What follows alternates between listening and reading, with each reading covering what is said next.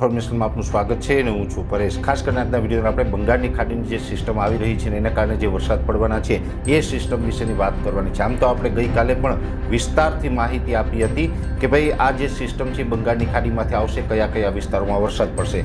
પણ સૌપ્રથમ હજી હું આપને એક અપીલ એ પણ કરવા માગું છું કે આ રાઉન્ડ જે છે એ આપણે 16થી 24 ઓગસ્ટ સુધી ચાલવાનો છે।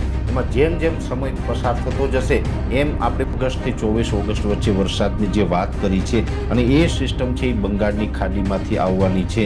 હવે બંગાળની ખાડીની અંદર આજે 12 તારીખના રોજ એ સિસ્ટમ છે એ આકાર લેવાનું ચાલુ કરી દીધું છે।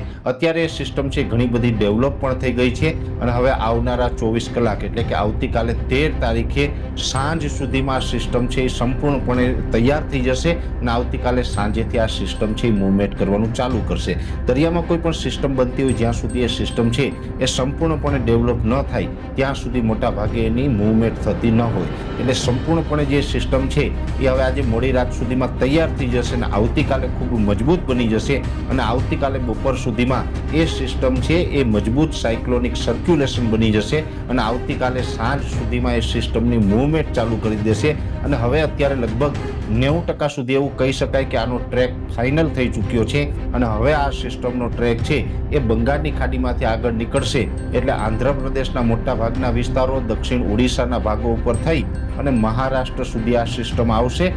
મહારાષ્ટ્ર સુધી સિસ્ટમ આવશે એટલે જે દક્ષિણ મધ્યપ્રદેશના ભાગો છે એને પણ આના આઉટર ક્લાઉડ છે એ કવર કરતા હશે અને મહારાષ્ટ્ર સુધી આ સિસ્ટમ છે એ સાયક્લોનિક સર્ક્યુલેશનના ભાગરૂપે આવશે અને મહારાષ્ટ્ર ઉપર પહોંચે એટલે એનો શિયર ઝોન છે એ અરબ સાગર સુધી લંબાઈ અને અરબ સાગર સુધી શિયર ઝોન લંબાશે તો અરબ સાગરમાંથી એક એને નવી એનર્જી મળશે કેમ કે અરબ સાગર પણ હવે ધીમે ધીમે સક્રિય થઈ ચૂક્યો છે અને એની સક્રિયતાને કારણે અરબ સાગરનો ભેજ છે એ મહારાષ્ટ્ર ઉપર આ સિસ્ટમ પહોંચે ત્યારે એને મળે, જેને કારણે આ સિસ્ટમ છે મહારાષ્ટ્ર ઉપર આવી અને વધુ મજબૂત બનશે।